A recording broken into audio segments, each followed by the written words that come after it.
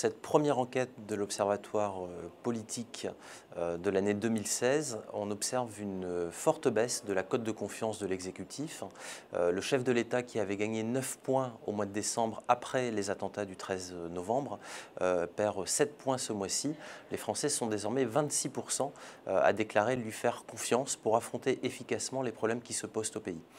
Le président de la République entraîne dans son sillage son Premier ministre, qui passe de 36% de confiance début décembre à 32% ce mois-ci. Lorsque l'on regarde les résultats en fonction des différentes catégories de population, on s'aperçoit que tant le président de la République que le Premier ministre perdent des points dans la quasi-totalité des catégories de population interrogées, y compris auprès des sympathisants de gauche. Ce qui est intéressant de noter ce mois-ci, dans un contexte marqué par une menace terroriste qui reste forte et des doutes aussi des Français quant à l'efficacité de l'action contre cette menace terroriste, et puis le contexte économique et social qui reste difficile, eh bien c'est de s'apercevoir que lorsque l'on regarde les résultats en fonction des différentes familles politiques, eh bien pour la première fois depuis la nomination de Manuel Valls à Matignon, c'est-à-dire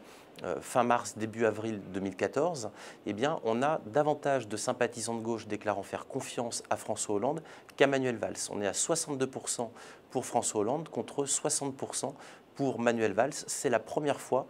que ça se produit, que les courbes se croisent entre le président et son Premier ministre auprès des sympathisants de gauche. Il faut noter qu'auprès des seuls sympathisants socialistes, eh bien, Manuel Valls et le président de la République sont à égalité, avec 78% des sympathisants socialistes déclarant leur faire confiance pour affronter efficacement les problèmes qui se posent au pays.